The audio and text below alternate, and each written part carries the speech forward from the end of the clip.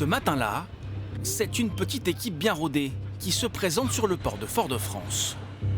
Une dizaine de douaniers venus inspecter cet immense cargo de fond en comble. Hello, sir.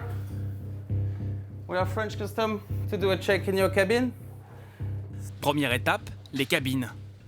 Florent et son équipe vont ouvrir chaque tiroir, inspecter chaque lit, chaque matelas, chaque trousse, à la recherche de cocaïne. Rien à signaler ici, mais la drogue est bien souvent cachée, là où même l'équipage ne pourrait la trouver. En dehors des cabines, là où c'est plus facile de cacher et là où il y a des locaux plus techniques, on va dire, on trouve des plus grosses quantités. Pour en avoir le cœur net, l'équipe investit les entrailles du navire, la salle des machines. Les douaniers fouillent même les endroits les plus insolites. En fait, c'est un collecteur d'air, c'est-à-dire c'est l'admission d'air du moteur. Et en fait, là, on peut cacher de la marchandise sans que ça pose aucun problème. Ce jour-là, aucune saisie n'a été faite, comme souvent.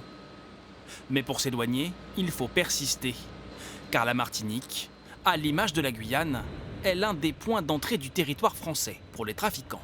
On essaie d'anticiper au maximum, on essaie de faire au mieux. Après, je dirais qu'il y a un moment, il faut aussi savoir reconnaître qu'on ne pourra pas tout attraper et que on sera forcément limité à un moment donné sur les quantités qu'on pourra saisir.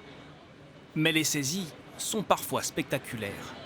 Septembre dernier, une équipe de la Marine nationale accoste ce voilier de plaisance.